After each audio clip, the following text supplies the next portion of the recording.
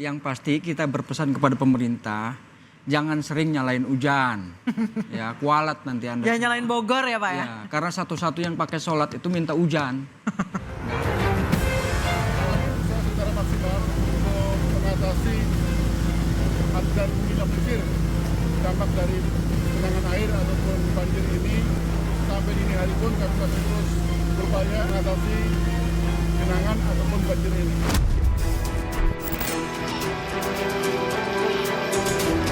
Nah, 5 tahun lalu hampir begini lah kita kenanya. Ini air mati apa mati ya udah segini kayak udah terbiasa gitu. Karena masih ketek, lagi 2 hari, sehari 2 hari tuh ketek. Sekarang udah 3 hari ya.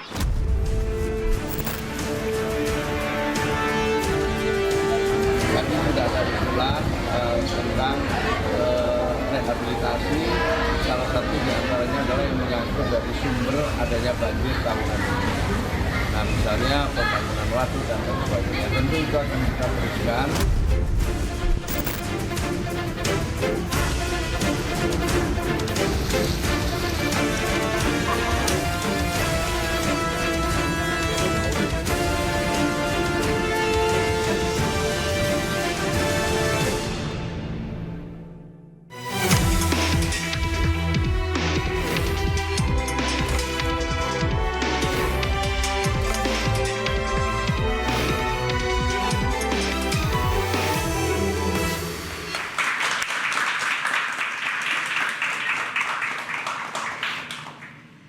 Pemirsa, banjir masih menjadi momok bagi warga Jakarta di kala musim hujan. Air merendam belasan titik dan sejumlah ruas jalan membuat ribuan warga DKI Jakarta mengungsi. Persoalan banjir dianggap sebagai benang kusut yang sulit untuk terurai. Dan di sisi lainnya, pemirsa, sebagai provinsi dengan APBD terbesar, Jakarta memiliki anggaran penanganan banjir yang fantastis mencapai 6,06 triliun rupiah di tahun 2025 ini. Lantas apa langkah efektif yang harus dilakukan supaya banjir bisa cepat diatasi? Bersama saya Anisha Dasuki. Dan saya Aryo Ardi, inilah interupsi Banjir Jakarta mau sampai kapan? Sudah ada narasumber yang bergabung bersama kami. Saat ini masih 3, tapi nanti masih ada 2 narasumber lagi di sebelah kanan saya. Ada Ciko Hakim, Koordinator Komunikasi Tim Transisi Pramrano. Selamat malam Bang Ciko. Selamat malam Bang Ciko. Malam semua, Assalamualaikum. Dan Waalaikumsalam warahmatullahi wabarakatuh. Dan ada Pak Henry, Sekdis SDA DKI Jakarta. Selamat malam Pak Henry. Dan di sebelah kiri saya baru ada 1 tamu, nanti kita masih menunggu 2 orang tamu lagi. Ada Bang Ali Lubis, anggota DPRD Komisi D DKI Jakarta dari fraksi Gerindra. Selamat malam. Selamat malam Mas Aryo, Bang Ali. Mbak Anissa. Selamat malam. Waalaikumsalam warahmatullahi wabarakatuh. wabarakatuh. Dan di first sudah ada mahasiswa dari UPI YAI Jakarta. Selamat malam. Terima kasih sudah bergabung bersama kami.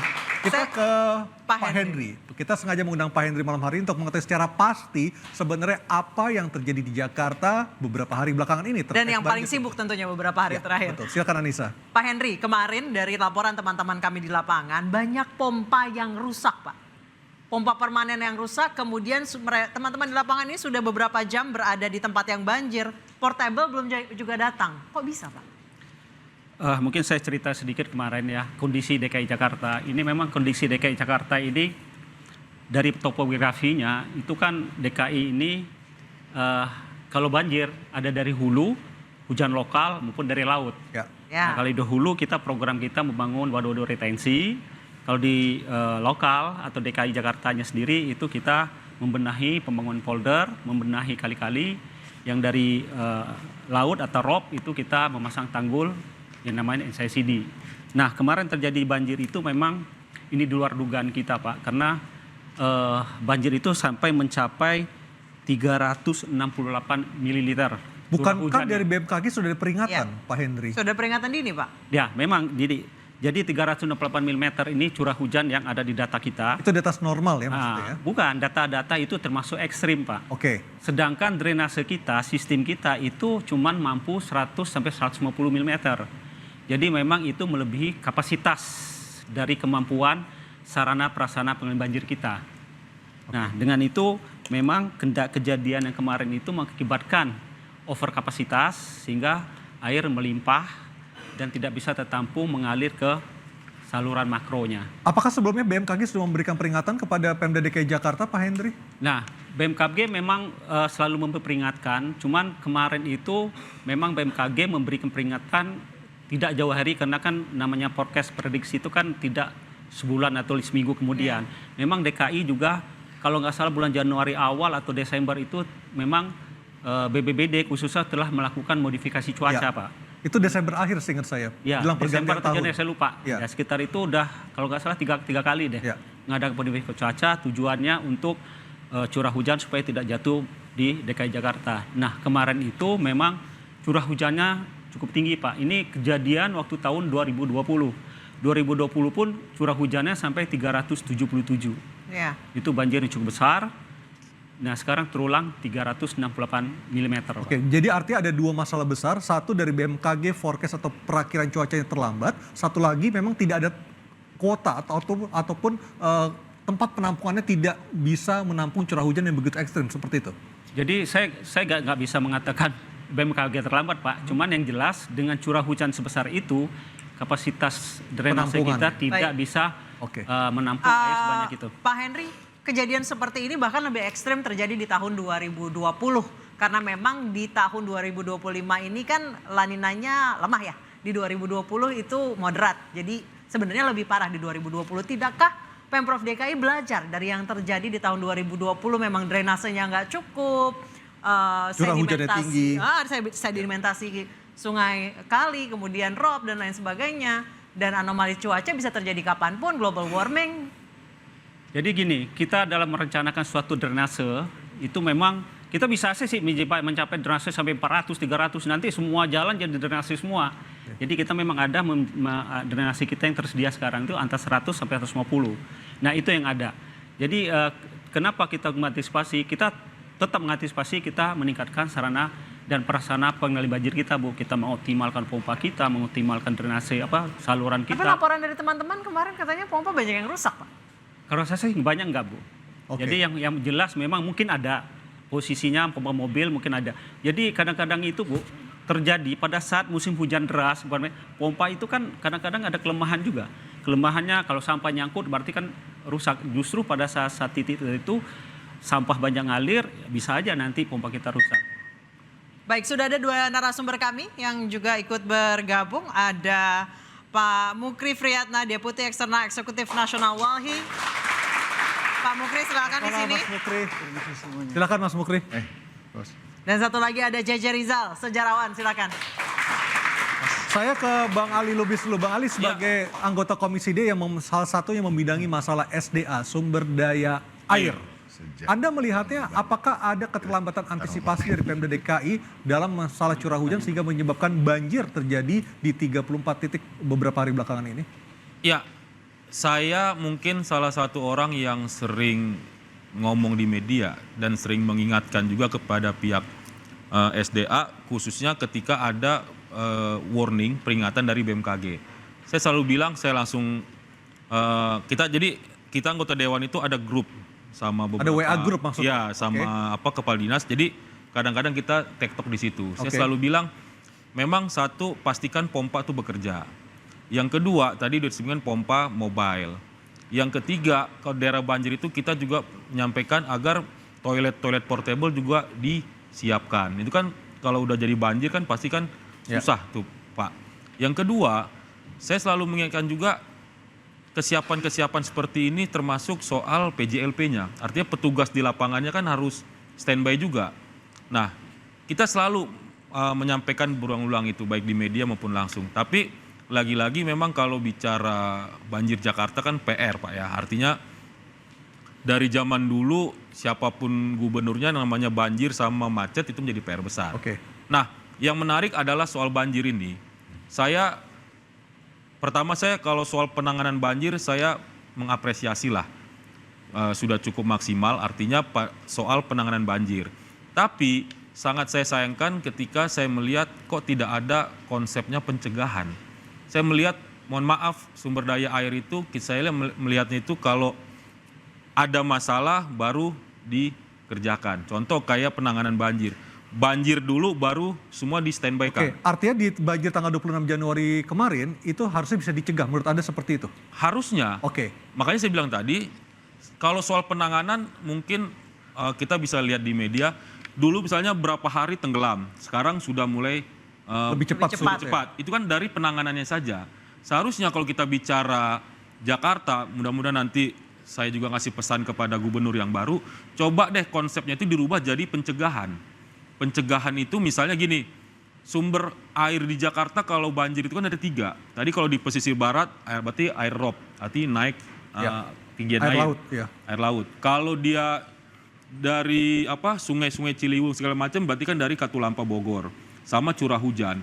Nah, ini kan harus ada konsepnya Pak. Oke. Misalnya kalau di pesisir utara sering rob, apa sih bentuk pencegahannya, mitigasinya? Dan selama ini berarti Anda melihat dari gubernur ke gubernur tidak punya pelaksanaan ataupun evaluasi ataupun pencegahan yang mumpuni untuk mencegah banjir? Saya terjadi di melihat lebih kepada penanganan. Oke, Saya ke Pak Bukan Mukri. pencegahan. Pak Mukri, Anda melihatnya kerusakan di lingkungan di Jakarta yang paling menyebabkan banjir, yang paling utama perlu diperbaiki apanya? Ya, sebelum saya menjawab itu ya, yang pasti kita berpesan kepada pemerintah, jangan sering nyalain hujan. Ya, kualat nanti Anda. Jangan nyalain Bogor ya Pak ya? Ya, karena satu-satu yang pakai sholat itu minta hujan. Nggak ada sholat minta panas. Oke. Terus menjawab persoalan yang tadi, nah ini kan dalam konteks keseimbangan lingkungan ya, karena basis kita adalah lingkungan. Satu yang belum berkembang itu adalah terkait dengan kecukupan ruang terbuka hijau kita. Masih pada kisaran angka 11 dan 13%. Kalau yang lain, Pemda DKI itu luar biasa sudah siap. Ya, terkait konteks kebijakannya, contingency planningnya sudah ada. Tetapi kalau nggak didukung dengan kebijakan contoh seperti tata ruang tadi, penyiapan ruang terbuka hijau juga nggak akan pengaruh. Nah selama ini kan kemudian saling beralibi bahwa ini karena ada kiriman air dari atas. Ya di mana-mana juga yang namanya hujan tuh dari langit. Kalau dari bawah sumur namanya kan. Seperti itu. Jadi jangan ngarang-ngarang maksud saya. Sekarang kita harus mengakui dengan kesadaran bahwa ada soal. Ini contoh. Teknis yang paling teknis sekali, ini dari zaman Hong Blehong kok nggak beres-beres, baru dipasang trotoar, dikeduk lagi gitu ya. Itu Tapi juga Mas Mukri, kita secara teknis. spesifik untuk membahas banjir tanggal 26 Januari kemarin. Dari pandangan Walhi, analisa Walhi, apa yang menyebabkan banjir itu terjadi? Selain karena memang curah hujannya tinggi, ekstrim ya? Betul. Ya karena nggak ada daerah tangkapannya, nggak ada daerah serapannya. Sungai masih bermasalah, memang kita dilintasi oleh 13 sungai besar ya di DKI Jakarta. Nah, sebagian cara mengatasi untuk menjawab banjir itu di beton-beton. Makanya kalau bagian komunitas Ciliwung tuh yang ada seperti di Condet, dia cenderung mengembalikan kayak seperti zaman dulu. Karena di situ ada tempat-tempat parkir air, enggak langsung Naturalisasi ya, bukan normalisasi bukan ya? betonisasi. Ya. Itu yang diharapkan oleh komunitas juga. Karena ada kisahnya dulu bagaimana caranya orang Bogor bisa sampai ke Jakarta kan pakai rakit. Ada terminal-terminalnya tuh tempo hari, tempat mereka berhenti. Itulah yang sedang digagas oleh komunitas Ciliwung. Supaya kalaupun kita tidak mampu menjawab secara maksimal, paling tidak ada upaya untuk minimalisir persoalan banjir ini. Nah yang paling penting kita berharap sekarang ini tambahlah sebisa mungkin kecukupan ruang terbuka hijaunya. Nah ini juga berkaitan, coba kalau kita mau jujur, benar nggak ada efeknya? Dampak reklamasi pantai itu. Dia menghambat laju airnya. Mau kemana dia nendang balik. Baik, saya ke Bang Ciko. Yes. Bang Ciko, walaupun katanya hujan di saat Imlek itu artinya rezeki, tapi bukan berarti banjir berarti, ya. betul. Kalau misalnya dari Pramrano, nanti rencana utama untuk penanggulangan banjir apa? Naturalisasi kah? Polder, sistem polder kah? Atau mungkin sumur resapan lagi? Mungkin? Semua yang disebut itu termasuk dalam apa yang akan Oke. dilakukan oleh Mas Pram dan Bang Dul. Termasuk juga yang disampaikan dari rekan kita dari Walhi ya, terkait dengan Ruang terbuka hijau. Ya, kita akan memenuhi prasyarat itu ya ke 30% ya kalau nggak salah. Dan itu udah menjadi targetnya Mas Pram dan Bang Dul. Dan Mas Pram dan Bang Dul karena berasal dari PDI Perjuangan, Ibu Megawati Soekarno Putri hanya menitipkan dua hal terkait dengan ruang terbuka hijau dan bagaimana untuk merawat taman-taman di Jakarta. Apakah nanti artinya akan ada pembongkaran Bang Ciko? Enggak, karena memang sebenarnya aset-aset tanah yang idle yang bisa digunakan untuk kembali untuk menambah ruang terbuka hijau itu sudah cukup. Tapi kan tentunya itu juga terkait anggaran. Nanti Bung Ali Lubis lah itu yang ngatur-atur di DPRD bagaimana 6 triliun kita bisa katanya bekerjasama. Artinya nih semua 6 triliun loh. membutuhkan kerjasama yang erat dari semua stakeholder yang ada ya, dari Pemprov, DPRD, teman-teman dari NGO, ya kan, civil society, dan juga masyarakat. Kita bicara soal edukasi juga, bukan menyalahkan, tapi juga dengan kejadian-kejadian yang sering terjadi ini, apakah masih wise untuk tinggal di bantaran kali, ya kan? Apakah masih wise untuk tinggal di tempat-tempat yang tidak sepatutnya menjadikan tempat tinggal? Dan itu juga harus dipikirkan, apakah masih mau hidup seperti orang-orang yang kurang beradab dengan membuang sampah sembarangan tadi. Nah, terkait dengan pompa ya, saya bukan bermaksud membela gitu, tetapi yang kita ketahui memang pompa ini kan nggak bisa nyala 24 jam. Jadi kadang-kadang masyarakat juga ketika melihat pompanya mati, dia pikir rusak, padahal itu sedang istirahat karena mesinnya itu panas. Nah, tapi ada kritik juga terkait dengan kepada Dinas Sumber Daya Air dan Pemprov, sebenarnya bukan kritik lah. Sering kita didengungkan bahwa kita punya 5.000 pompa, tapi kan bukan itu yang mau kita dengar sebenarnya. Kapasitasnya berapa? Oke. Ya kan? Oke. Lebih ke sana. Dan jadi terkait dengan tadi Bung Ali Lubis sampaikan terkait pencegahan, kita sepakat, tapi ini kita akan lebih menjadi suatu program yang sustain. Jadi dari antisipasi, yaitu pengerukan kali itu jangan juga dilakukan hanya ketika menjelang musim hujan, tetapi juga selama musim kemarau. Dan masyarakat kalau melihat itu juga punya ketenangan, minimal pemerintahnya punya ada effort untuk bagaimana menanggulangi banjir. Baik, berdasarkan sejarah, katanya Jakarta itu memang tempat berkumpulnya air dan memang sebagian besar berada di bawah permukaan laut. Nanti kita bertanya seperti apa sejarah Jakarta ke Bang Jaja Rizal, saya tetap di interupsi.